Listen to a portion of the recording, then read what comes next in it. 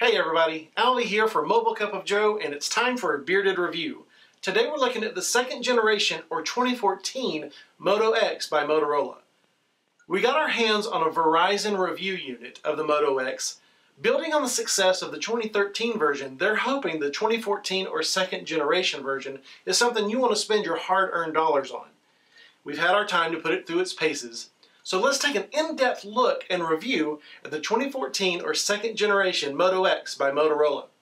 But before we go any further, I want you to grab that coffee cup, fill it up, bring it over and sit on down and take a swig of your Mobile Cup of Joe.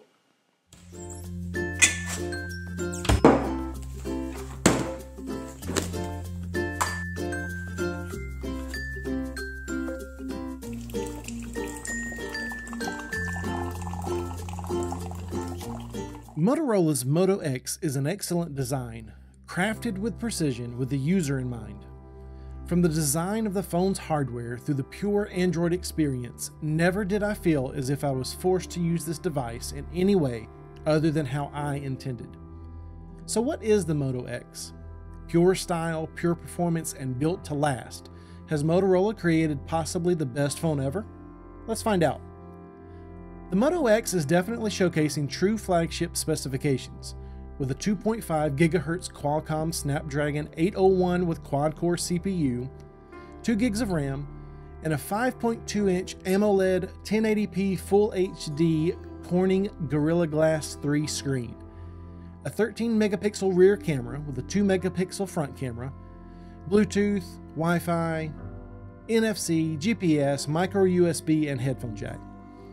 And just about every carrier here is covered, with radio bands for GSM, Edge, UMTS, HSPA, CDMA, 4G LTE.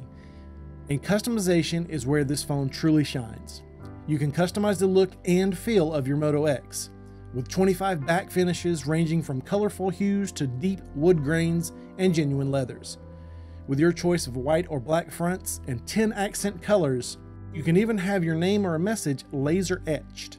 All this for $99 on contract or $499 if purchased outright off contract.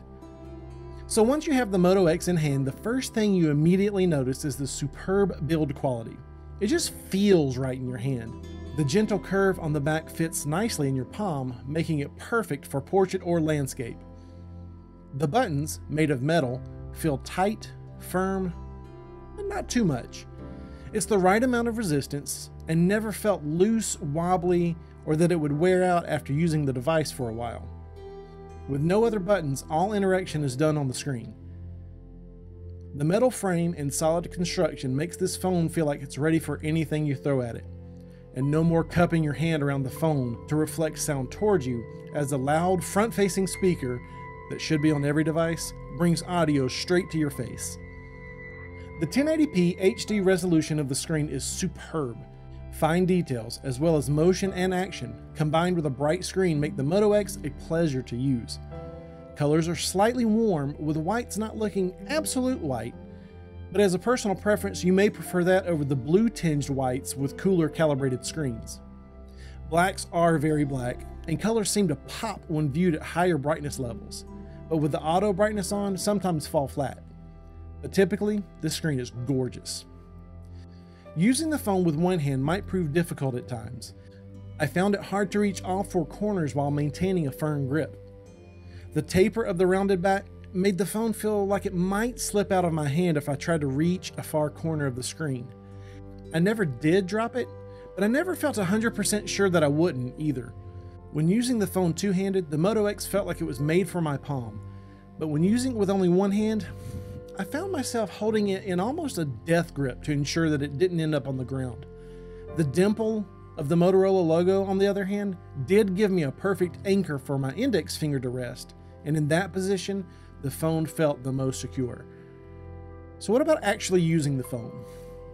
Well, this is really the way to experience Android. It is pure Android at its finest. Running KitKat currently, with Lollipop already rolling out to some versions of the device, everything is fluid, smooth, slick, instant, quick, snappy, beautiful, and performs exactly how it should. The Qualcomm Snapdragon quad-core processor delivers power and performance that helps the Moto X keep up, no matter what I threw at it. I tried to make this phone slow down, or stutter, or choke, and I failed. With a number of tabs open in Chrome, a variety of apps running, including the camera, I fired up Modern Combat 5 by Gameloft. I played for a while, even played an online match, and not once did it lose a frame as it kept up with every shot fired, cutscene, and deathmatch. Truly a powerhouse of a phone. I am impressed. I was less than impressed with Motorola's suite of simplicity apps. With sensors all over the face of the device, with just a simple wave you can, at a glance, see if you have any notifications, and also check to see if you need to interact with them or dismiss them. Motorola has spent a lot of time and effort investing in these hands-free tools. From wave to dismiss, to the active notifications, even into voice controls and adaptive environments. The Moto X knows when you're driving or in a meeting and adjusts itself accordingly, silencing notifications or reading your messages to you. Honestly, a lot of these features are part of Android, and the additional Moto features didn't encourage me to use their version over Google's native ones. And some were just annoying. You can flick your wrist to open the camera app, but oftentimes it was more difficult than just opening the camera app normally. The quick glance feature when the screen is off is cool at first, but it keeps bugging you every few seconds, and with no real way to adjust those settings, you might find yourself turning some of those features off. As far as day-to-day use, the Moto X can handle those tasks too. With a full suite of Play Store apps available, multitasking between Gmail, text messaging, and phone calls is a breeze, all while minimizing battery usage. Under normal use, and everything set to sync and notify, I'm consistently seeing 4 to 5 hours of screen on time, and that is with those active notifications too. Now your results may vary, but under heavy usage, like playing graphic heavy games, using the camera, etc., I still manage 2 hours of screen time. So you should definitely get a full day of use out of this, with a little bit of battery to spare once you get to bed. Camera quality of the second generation Moto X is, well, let's say underwhelming. By no means is it bad. It definitely touts some excellent features, with 13 megapixels, quick capture, ring flash with dual LEDs, even 4K UHD video capture, slow motion video, burst mode, panorama. But pictures tell the tale here. Beauty is in the eye of the beholder, but colors just seem flat. And pictures never quite captured what I was seeing, regardless of settings or lighting or use of flash. I'll post a complete album for your perusal and you can decide for yourself. Now videos on the other hand did fare better in our tests, with some even better than expected shots. And the inclusion of image stabilization makes it easy to keep up with the action. Check out this comparison to see how much it helps footage. Again, the camera quality is nowhere close to poor, but I just want better since for most of us, our phones are our only camera. Call quality of the Moto X is as you would expect from a typical phone. Good, not great. You make a call, people understand you, you understand them. Not superb, but decent. VoIP or voice over IP calling through Hangouts, however, was great. The sound difference was almost like HD, sadly making regular phone calls sound even worse in comparison. The second generation Moto X is without a doubt one of the best phones in the market currently, but not without its faults. At $99 on contract or $499 off, you will be hard-pressed to find much better at that price. The HD display and processor handles everything you can throw at it. Viewing movies is a pleasure on the 5.2-inch AMOLED screen. The build quality of this phone is just awesome. The quality materials are phenomenal and look great. Battery life is quite respectable, while not the best we've seen, but should be plenty enough to last you through your typical day.